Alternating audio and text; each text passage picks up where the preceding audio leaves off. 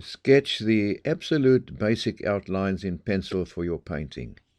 After that, finalize all the lines with a black waterproof pen. Any nib size from 0.1 to 0.5 mm will do. In a sketching manner, draw in the bark roughness and don't touch the area of the overlapping branch. Roughly indicate the shadow areas, and the main light is shining from the right-hand side. Very loosely add the shrub outlines in a squiggly fashion, making sure that this is never a straight line. Indicate some of the shadow areas as well at the tops of the other shrubs to indicate volume and distance. Edge off the tree on the right-hand side and finish the shrubbery leaves. Now the foreground is a large mess of tangled twigs and fallen bark. Pick out some of the salient ones in the foreground that will show up in the sunlight. And remember that they get smaller and closer together as they recede into the distance. Don't get too carried away in trying to draw in too much bark detail. And this area is the main focal point of the painting. Use very light colors here to start off with. Paint the darker green above this so as to emphasize the sunlit area. We need to indicate contrast of the light against the dark. Don't paint the sky too dark and let it merge in with the green lower down to enhance a hazy effect. The shadows here are olive green and darken up towards the base for the deepest shadows. Be careful not to lose the sunlit tops though.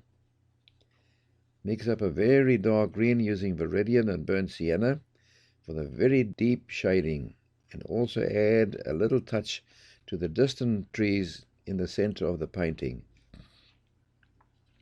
The main trees receive a wash of burnt sienna with a slight touch of blue. Darken up the bark on the shade side of the overhanging branch and then on the trees. Don't lose the pen and ink lines though. We need to keep them visible as the painting is basically a line and wash. Add a light blue-purple wash to the shadow sides of the trees. And add the shadows and fill in some of the light cadmium yellow. Here and there paint in a light wash of burnt sienna to warm it up. And you can also warm up the deep shadows on the left-hand side with some of the burnt sienna, as this also adds depth to the closer trees. Paint the sunlit areas with yellow ochre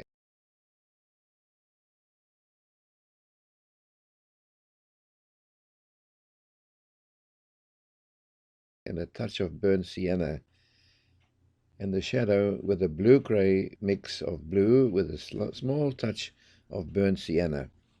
The closer shadows are much more darker. The color here for the loose bark is a lot of varying tonal ranges of burnt sienna and ultramarine blue. Add the initial grazes and carefully build up the impression of lots of bark with a series of short strokes in various angles. The shadow area is very much lighter towards the focal point. Add a few areas of light burnt sienna near the top end for some sparkle. We can now finish off some explicit pen and ink marks to emphasize the main pieces of bark. Please like this video if you have enjoyed watching it and leave a comment below. Don't forget to subscribe so we can inform you when we bring out more new tutorials like this one. If you would like to see the paint-alongs version of this class, head over to our website onlineartlessons.com.